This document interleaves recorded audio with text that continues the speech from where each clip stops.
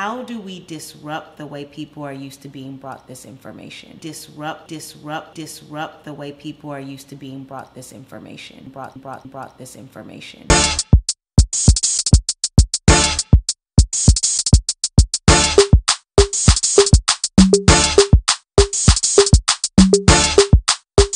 My name is Ashtin Berry.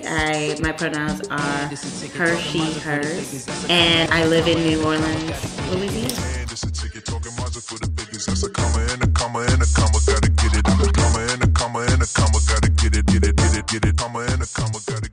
I don't know that I can pinpoint when activism started for me. I lived in a very active home and in a very activated home. My mother really has influenced the way that I show up in the world, and specifically, I would say, in the lane of activism.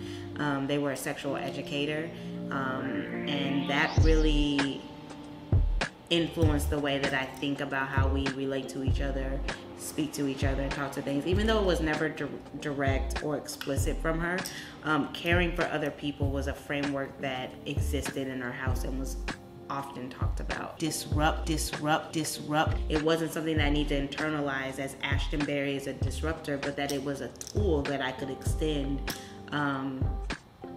for things that I think needed to be stated or and disruption doesn't have to be loud. It doesn't have to be violent. It can be soft. It can be silent. And I think a lot of my 20s were spent learning how to finesse that tool. I think we think of radicalness as this extreme tension that is always coincided with pain. And I'm interested in what does radical frameworks and things look like when it has joy?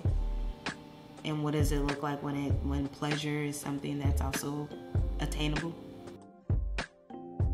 I named RadicalxChange that name not because I thought that the business was actually radical, but I realized in order to open the business that I wanted to open, which would be radical, I needed a bandwidth stretched. And there needed to be space to name what radical looked like within the hospitality realm.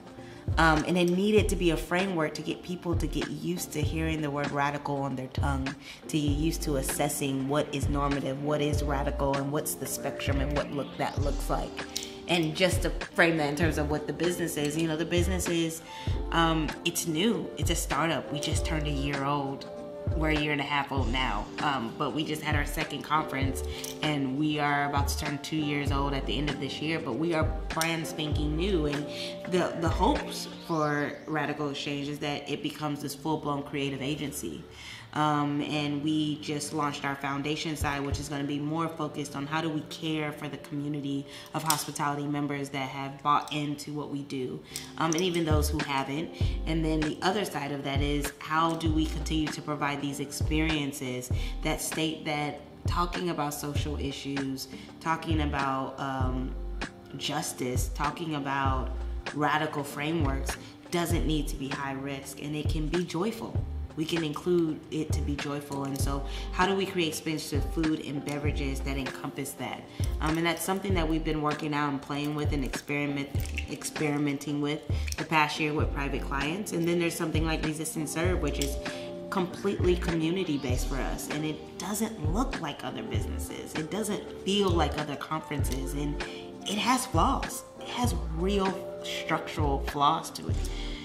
But I'm okay with that, because the goal for me and the goal for, I hope people realize, it's imperfection, but that part of being radical is also just choosing to make the leap and the jump to know that you have the pathway. And something that Black women often are told is that you have the ability and you have the space to experiment and try without expectation that it will look like what people think it should look like.